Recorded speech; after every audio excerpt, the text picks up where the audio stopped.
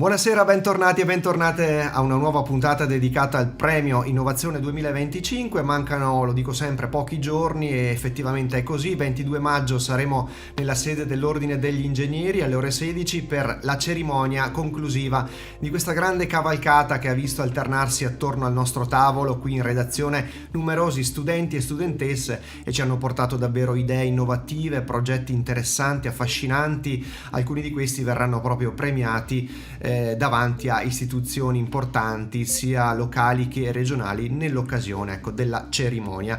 Siamo qui e diamo il benvenuto a studenti e docente dell'ITS Academy Meccatronico Veneto, sede di Vicenza. Benvenuti.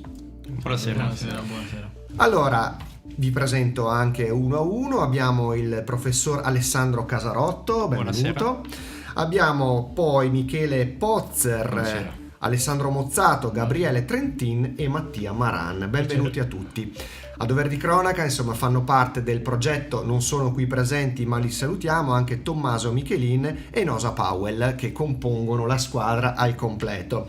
Allora, prima di parlare di Hive Control, che è il nome del progetto, stiamo parlando di arnie tecnologiche, quindi di apicoltura. Ricordiamo, professore, cos'è ITS Academy Meccatronico Veneto? Sì, l'ITS è un percorso post-diploma articolato essenzialmente in tre parti. Una prima parte che è quella didattica, dove i ragazzi in aula fanno lezione, quindi la classica scuola dove ci sono appunto i compitini, gli esami. Poi una seconda parte che è il team working, che è il motivo insomma per cui siamo qui, e dove i ragazzi vengono suddivisi in gruppi, devono portare avanti un progetto che dura tutti 2 anni, quindi è un progetto completo, e quindi parte diciamo dall'ideazione, poi c'è una parte di progettazione, si costruisce un prototipo, insomma alla fine viene presentato e c'è anche una gara dove viene eletto il vincitore. E poi c'è la terza parte, che è la parte invece di tirocinio, dove i ragazzi vanno in azienda fino al primo anno, fanno in totale 900 ore e quindi è una parte bella consistente dove possono toccare con mano effettivamente cos'è già il mondo del lavoro e vedere anche applicate tutte quelle nozioni insomma che fanno in aula, le vedono effettivamente poi in azienda. Dicevamo che la vostra sede di riferimento è quella di Vicenza e il vostro corso è quello di automazione, corretto? Esatto, la sede di Vicenza dove siamo ospitati dall'Istituto Rossi, e dove c'è anche insomma la sede dell'ITS e quindi insomma sì, siamo centrali, ecco.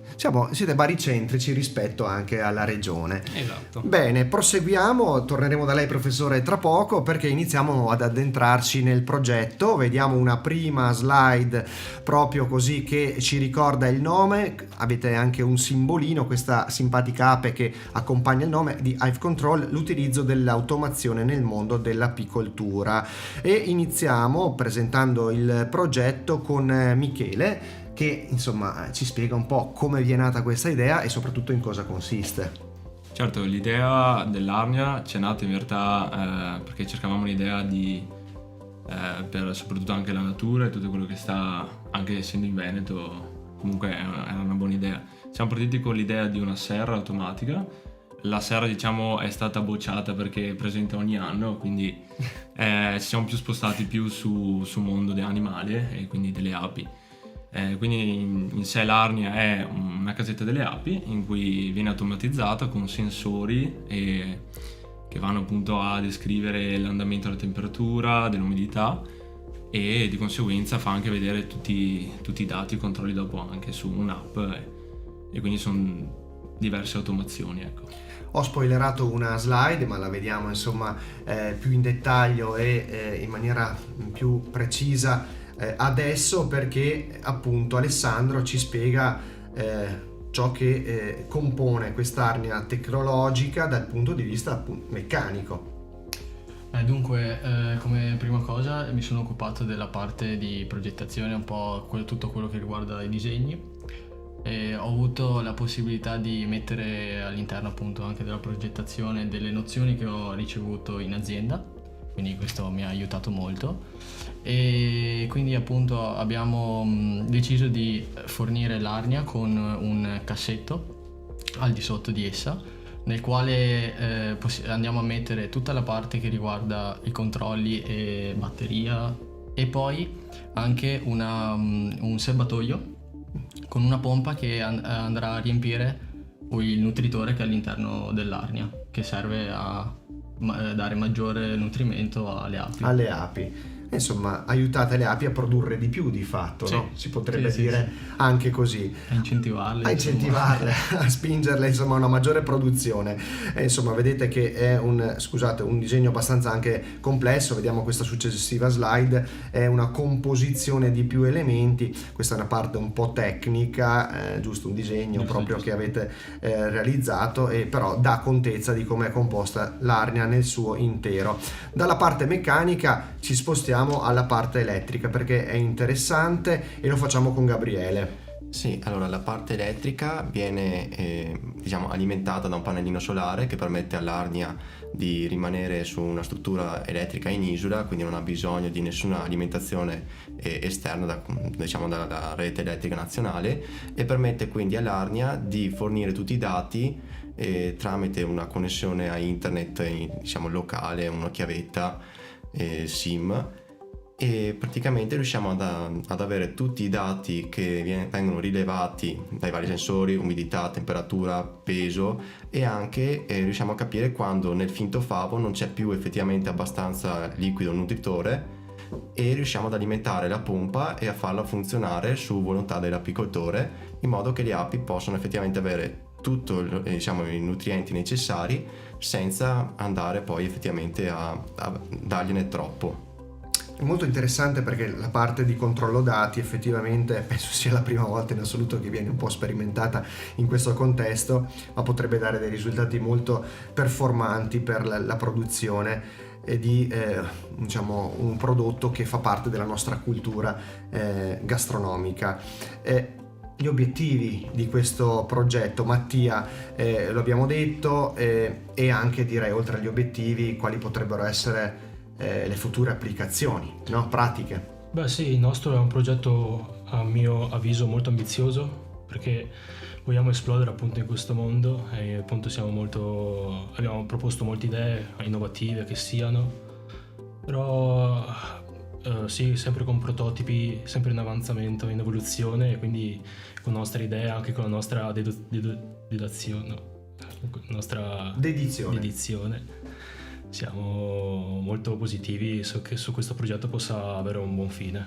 Lo vediamo proprio qui, gli obiettivi principali, macro obiettivi: riduzione del lavoro manuale, innovazione tecnologica, efficienza operativa e sostenibilità ambientale, chiaramente perché le api sono le prime sentinelle che purtroppo vengono a mancare. Lo sentiremo poi dal professore perché ha una passione magari su questo tema, in caso di inquinamento atmosferico per esempio. Quindi tutto, e torno da lei professore, nasce anche un po', o perlomeno l'associazione della sua figura professionale a questo team, anche da una passione personale nei confronti dell'apicoltura. Esatto, sì, io come grande passione ho l'apicoltura, che ormai mi dedico da 6 anni insieme a mio papà, e è un mondo secondo me fantastico, un mondo bellissimo, affascinante, e come diceva lei appunto l'ape è anche vista un po' come un termometro ambientale, no? E quindi anche questo aspetto, no? Che quindi andare incontro all'ape anche come un aspetto di nutrizione è molto importante, perché l'ape in questo clima che è sempre più bizzarro ormai si può trovare in momenti anche, immaginiamo una piovosità prolungata per qualche mese, anche in momenti di fame, e quindi una nutrizione può essere veramente molto molto positiva. Quindi questa idea penso sia molto buona, spero che abbia grande successo e sicuramente lo avrà. Ecco, le chiedo un'ultima cosa, visto che si occupa di questa materia e di questa professione a livello, insomma, penso amatoriale con suo padre da 6 anni, come vede l'abbinamento appunto tra la tradizione, che fa parte del nostro DNA storico, e l'implementazione di tecnologie avanzate? Beh, molto positiva, in realtà negli ultimi anni c'è tanta innovazione in questo mondo delle api. Sono stato per esempio alla Fiera Nazionale Apistica di Piacenza, dove allora lì si vede effettivamente un po' quello che nasce ogni anno di nuovo, e ci sono aziende che si spingono sempre di più sulla tecnologia abbinata all'apicoltura, E non ho ancora visto nulla di questo che integra, diciamo, una parte di sensoristica, quindi per esempio la bilancia che pesa. Qui vediamo per esempio un prototipo. Esatto, che pesa quindi il contenuto dell'arnia, integrata poi anche con una parte di nutrizione. Ecco, questo non l'ho ancora visto, quindi penso sia una buona innovazione. Però sì, è un mondo in forte crescita che incontra quindi l'evoluzione anche poi tecnologica. Ragazzi, datevi da fare per brevettare in fretta questo prodotto e finalizzarlo. Parliamo un po' di futuro. Parliamo di voi, partendo anche dalla vostra esperienza professionale che state facendo e di studio. Siete inseriti già all'interno di alcune aziende per il tirocinio. Michele, come vedi i tuoi prossimi anni? Come ti immagini da grande? No, di certo col tirocinio mi ha aiutato molto anche a capire il settore dove voglio andare, il modo, se andare anche in ufficio o più in produzione, perché uscendo a 18 anni così alle superiori, capire cosa fare nel mondo, il lavoro è sempre difficile. Col lavoro comunque che sto facendo ho capito che certo un lavoro manuale mi affascina di più e adesso esplorerò più aziende per capire dove andare. Ma c'è tempo, insomma, sei Sì, giovanissimo, quindi assolutamente prenditi il tempo necessario. Alessandro, tu? Beh, a me l'esperienza in azienda è servita molto, e soprattutto capire che si può sia stare in ufficio ma anche poter andare a sporcarsi le mani, perché ho avuto la possibilità e l'opportunità di andare a progettare dei macchinari e poi ritrovarmi con i miei colleghi ad assemblarli e poi una volta finiti avere l'interazione col cliente E quindi hai chiuso il cerchio, insomma, Esatto. dalla progettazione passando dalla produzione fino alla relazione finale, quindi alla potenziale vendita, ecco, perché Sì, poi sì. la parte commerciale, diciamo, no? Quindi un'esperienza a tutto tondo. Anche a te auguriamo davvero un grande in bocca al lupo per il tuo futuro. Gabriele? Beh, io adesso sono in ufficio a fare progettista meccanico di carrelli elevatori su misura e diciamo che come applicazione è dinamica da ritrovarsi sia ad avere un modello 3D soltanto digitale, anche a capire effettivamente come costruirlo e dimensionarlo correttamente con i materiali presenti. Quindi è molto, diciamo, dinamico il ruolo di trovarsi per, diciamo, poco tempo anche magari in ufficio e per quell'altro tempo rimasto fuori a capire effettivamente come realizzarlo insieme ai ragazzi che ci sono in officina, perché alla fine sono loro che mettono certo. tutto il loro sudore nel realizzare tutte le nostre pazzie, diciamo, in ufficio. Ti piace, vedo, sento che ti no, piace quello che stai veramente facendo. è un bel ruolo. In bocca al lupo anche a te. Chiudiamo con Mattia. Io sono molto soddisfatto di aver fatto l'ITS perché ho capito cosa vuoi fare nella vita.